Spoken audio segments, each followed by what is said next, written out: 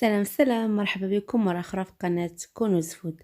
بالنسبة للوصفة ديال اليوم غادي نشوفوا واحد البريوش كيجي بحجم عائلي وبمقادير اقتصادية بدون زبدة. وكنتمنى تكملوا الفيديو حتى الاخر وما تنسونيش بلي لايك. وندوزو للمقادير.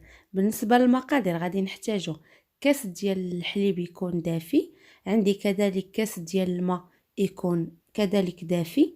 غادي ناخدو 4 ديال المعالق ديال السكر سنيده، من الافضل يكونوا حبيبات رقاق.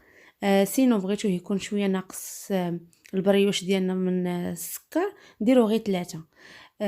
غادي نضيف كذلك كمون السيم، انا استعملت هنايا سكر فاني. سينو عندكم الفانيلي كي تقدروا تستعملوه، تقدروا تستعملوا قشور د الحامض، ونقدروا نستعملوا كذلك هذيك ساشي ديال السكر ديال الزهر.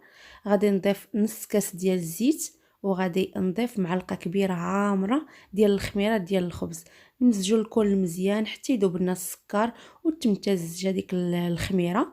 غادي ناخذ هنايا بيض البيضه وحده. الصفار غادي نحتفظوا به حتى باش ندهنوا به البريوش ديالنا. صافي عندي كذلك غناخذ تقريبا نص معلقه صغيره ديال الخميره ديال الحلويات، ما يعادل 4 غرام، نص ساشيه. غادي عندي هنايا بالنسبه للطحين عبرت انا 500 غرام. غادي ناخذ الكونتيتي الاولى قسم، ما غاديش نديرو على دفعات. بالنسبه الاولى ان فوا كندير الدفعه الاولى كنضيف واحد القبيصه ديال الملح، وغادي نمزجو الكل غير هكاك بهذاك الطراب اليدوي كيف ما كتشوفوا، ونضيفوا الكونتيتي الثانيه. غادي نخدم عاوتاني مزيان هذيك العجين ديالي حتى تمتزج ديك الحبيبات ديال الطحين.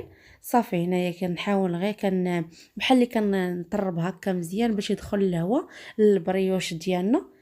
فوالا كيف ما كيوضح الفيديو غنخدموه هكا مزيان واحد 5 دقائق بحال هكا كنخدموا العجين ديالنا كيف ما كتشوفوا. غادي نضيف الطحين المتبقي عندي. هنا استعملت سباتي او المعلقه ديال الخشب باش نكمل الجميع ديال هنا. ما كنستعملوش كاع يدينا في البريوش بالنسبه للجميع ديالو حيت كيجي شويه سائل وما تخافوش منه. بالنسبه للطحين الكميه اللي خدمني هاد البريوش خدمني 550 غرام، ما يعادل 5 د الكيسان ديال العنبه ونص. هذا هو القوام ديالو كيجي هكا كيلتصق. صافي هنا كنستعمل هنا بشويه ديال الزيت باش نجمع العجين ديالي كامله ونشكلها على شكل كره ونخليها تخمر. كيف ما كيوضح هكا الفيديو راه العجين كتكون كتلتصق بزاف، يعني ما تخافوش منها. صافي غادي نحاول نجمع هذيك العجين ديالي هكا كيف ما كتشوفوا. بالنسبه هنايا بالنسبه للاختمار ديال البريوش ديالنا، حيت الحال شويه بارد، نشعلوا الفران تيدفى واحد شي شويه بحال هكا ونطفيو عليه وندخلوا له البريوش ديالنا ونخليوه يخمر على خاطره. صافي غادي ندير له الفيلم اليمونطير، نسد هذيك البول ديالي مزيان كيف ما كتشوفوا. وغادي ندخلو انا درت نفس الطريقه، شعلت الفران خليته سخن شي شويه، طفيته ودرت البريوش ديالي حتى يخمر على خاطره. راه ما كياخذش بزاف ديال الوقت الا درنا هاد الطريقه بارابور حيت الجو بارد ما غايشد لنا الوقت بزاف. صافي من بعد ما غادي يخمر لينا العجين ديالنا ويتضاعف، غادي ناخدو اللاطه. بالنسبه للاطه تقريبا راه فيها واحد 34 سنتيم. بغيتو تستعملوا هكا اللاطه عندكم دايره مرحبا، سينو كتعويض يمكن لكم تستعملوا المقله الثقيله ديال اللي كنديروا الرغيفه اللي كيكون فيها هكا الجناب، حتى هي راه كتصلح وكتجي حسن من هاد اللاطه هكا حيت كتكون ثقيله في الطياب ديالها وهي اصلا ثقيله. صافي غادي ندهن اللاطه ديالي بشويه ديال الزيت، ناخذوا البريوش ديالنا كيف ما كتشوفوا كنستعنوا بالزيت ضروري. ندهن يديا هكا بالزيت باش ما يلصقش ليا العجين في يديا. صافي غادي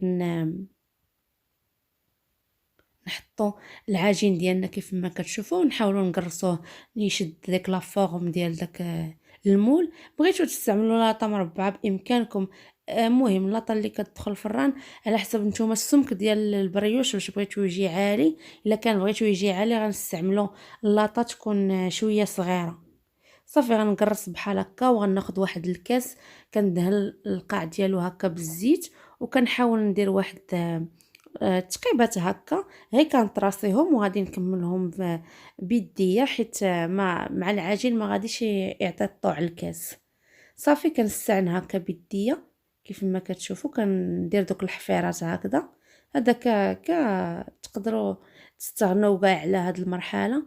انا كتزين انا راه استعملت هاد الطريقه. وغادي ناخذ هنا الشكلاط ديال الدهن، غادي ناخذ كل قطعه بحال هكا كيف ما كتشوفوا معلقه، وكنوضع في ديك الحفيره واحد واحد الكميه ديال داك الشكلاط. بالنسبه للشكلاط بغيتو تستغناو عليه تقدروا ديروا في بلاصتو الكونفيتور، تقدروا تستعملوا الكريم باتيسير حتى هي راه كتجي رائعه في هذه الوصفه. صافي كنستمر بنفس الطريقه، كنعمر هذوك الفراغات اللي خليت بالشكلاط كيف ما كتشوفوا. فوالا.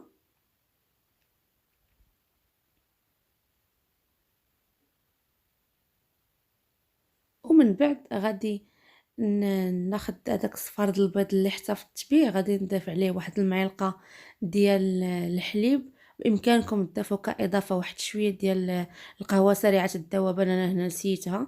صافي غادي ندهن البريوش ديالي مزيان بهذاك الصفار ديال البيض. بالنسبه للفران في هذا الاثناء انا راه شعلته يسخن مزيان، ضروري الفران خصو يكون سخون. صافي غادي ندهن البريوش ديالي كامل بهاد البيض والحليب، وغادي نضيف له عندي هنايا اللوز ايفيلي. بغيتو تستعملوا الكاوكاو بلاصه اللوز بامكانكم تستعملوه، اللي متوفر نقدروا نستغناو كاع على هاد المرحله، ونخليو البريوش ديالنا حتى يطيب. وفي الاخر ندهنوه بشويه د الكونفيتور، ونزينوه بشويه د الكوك ولا بشويه ديال الكونكاسي ديال الكاوكاو.